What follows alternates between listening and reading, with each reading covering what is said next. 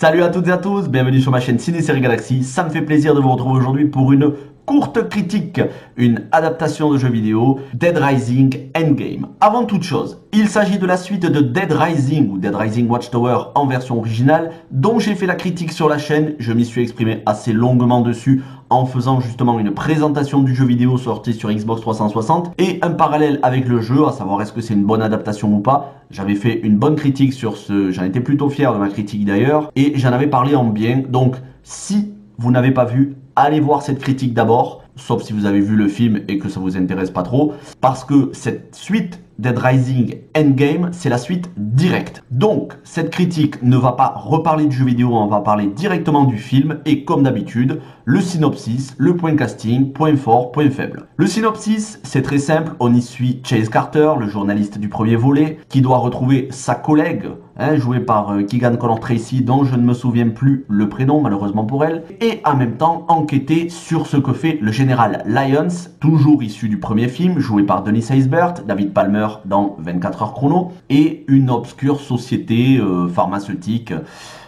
Je crois que c'est pharmaceutique, j'ai vu le film il y a plusieurs mois en arrière, donc je fais ça de tête. Il est dépêché sur place dans un immeuble où il y a un savant fou qui fait des expériences sur les gens pour trouver un sérum d'immortalité qui rendrait aux gens la vie éternelle, sans les effets du virus bien évidemment. Donc on prélèverait le virus zombie, on enlèverait les effets indésirables et les gens seraient éternels. Ça c'est un petit peu comme dans House of the Dead, il y avait la même sorte de scénario dans House of the Dead, un mec qui voulait la vie éternelle. D'ailleurs j'ai fait la critique de House of the Dead, vous pouvez la voir sur ma chaîne, une des rares critiques négatives de la chaîne. Bref, voilà pour le scénario, c'est pas plus compliqué que ça. Maintenant passons au casting. Alors le casting, toujours Jesse Metcalfe dans le rôle de Chase Carter, sa collègue Keegan Connor Tracy qui disparaissait à la fin du premier film, Dennis Haysbert dans le rôle du général, et une nouvelle venue, Mari Avgeropoulos. Mari Avgeropoulos qu'on a pu voir dans la série The 100, mais aussi dans d'autres films comme Tracers avec celui qui faisait Jacob dans Twilight, je me souviens plus comment il s'appelle, Taylor Lautner, c'est ça, et qui joue récemment dans un film dont je vais faire la critique dans pas longtemps sur la chaîne, Jiu-Jitsu avec Nicolas Cage. Alors au niveau des points positifs, le film est beaucoup plus sombre et beaucoup plus gore que le précédent. Même si le précédent était déjà un slasher, là on est sur quelque chose de beaucoup plus dénué d'humour, où ça tranche. C'est plus sombre parce que ça se passe pas mal dans des couloirs, dans des zones désaffectées.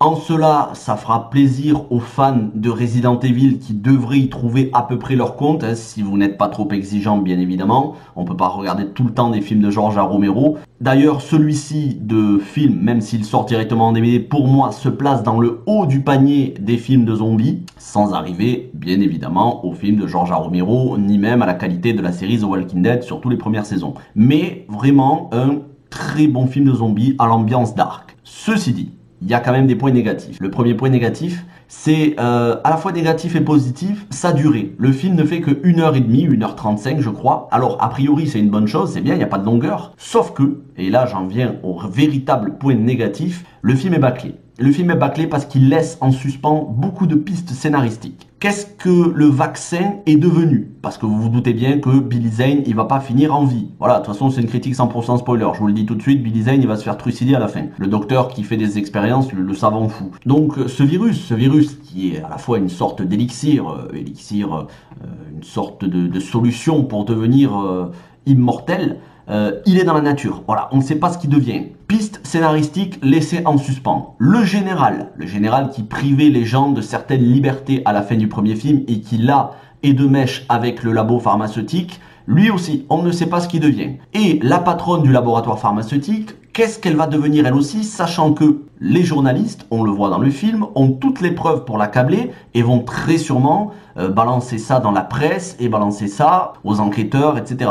Donc, va-t-elle être inculpée? On ne le sait pas. Ça manque d'un gros quart d'heure. Il y a beaucoup de questions laissées en suspens. Ça aurait été bien s'il y avait eu un troisième film.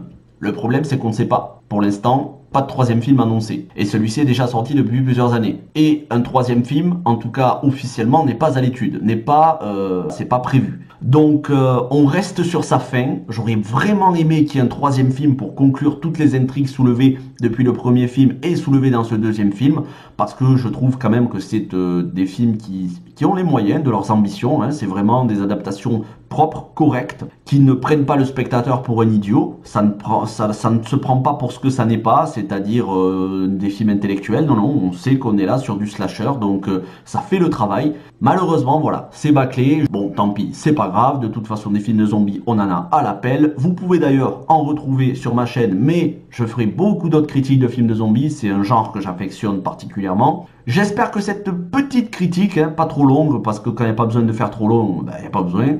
J'espère que ça vous a plu. N'hésitez pas à liker, vous abonner, partager. On se retrouve la semaine prochaine pour une autre adaptation de jeu vidéo qui sera totalement différente. Ce ne sera pas du tout un film de zombies, ce ne sera pas du tout un film gore. En tout cas, sur la chaîne, il y a plein de critiques de films et de séries, adaptations de jeux vidéo au cinéma. N'hésitez pas, vous faites votre programme à la carte, vous piochez. Vous me dites, est-ce que ça vous va bien ce format, des critiques plutôt courtes? Quand il n'y a pas besoin de faire long, on fait pas long. Moi, en attendant, je vous souhaite un bon week-end. Ciao tout le monde, à la semaine prochaine.